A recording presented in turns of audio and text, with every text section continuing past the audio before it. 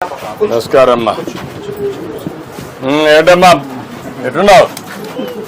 బాగున్నావా?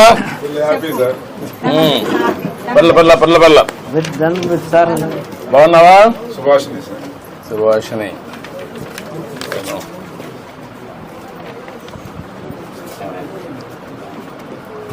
మీ అమ్మాయి మనవరాలు. వాళ్ళ తండ్రి వెళ్ళిపోయాడు సార్. ఇల్లు వదిలిపెట్టి వెళ్ళిపోయాడు కదా. ఇద్దరు వచ్చినాక వెళ్ళిపోయాడు. ఈ అమ్మాయి ఇంకొక అమ్మాయి ఇంకోరు ఇద్దరే చదువుతానమ్మా. ఎక్కడ? పాత కలపండి. అచ్చా. అంటే అక్కడ స్కూల్ ఉందా? ఇక్కడ స్కూల్ లేదా? 7 అయిపోయింది. 5 అయిపోయింది. ఇక్కడ 5 ఎంతవరకు చేసావు? ఇక్కడ 5 వరకు. ఇప్పుడు 6 నుంచి అక్కడికి పోతున్నావా? బాగా చదువుకుంటున్నావా? ఏమవుతావు చదువుకొని? పోలీస్ అవుతావా? అంటే పోలీస్ అంటే అందరూ కొట్టొచ్చనా? ఏం చేస్తావు పోలీస్ అయ్యి? ఏం చేస్తావు? ప్రజలను కాపాడుతావా?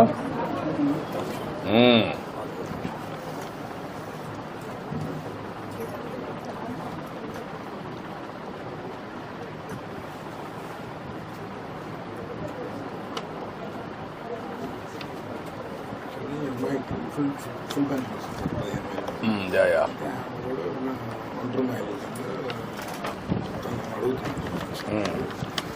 అది 7 years దాటితే ఎఫ్ఐఆర్ చేసి అతను చనిపోయినట్టు అతను వెళ్ళిపోయాడు తెలియదు.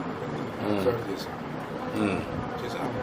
10 years సార్ వెళ్ళిపోయి 7 years దాటితే తీసుకుంటారు సార్ పోలీసు. మన ఎఫ్ఐఆర్ కూడా సంవత్సరం గారు రాపించారు. రిపోర్ట్ రాగానే అట్లానే పాపకి రెసిడెన్షియల్ స్కూల్లో సీట్ అడిగారు సార్.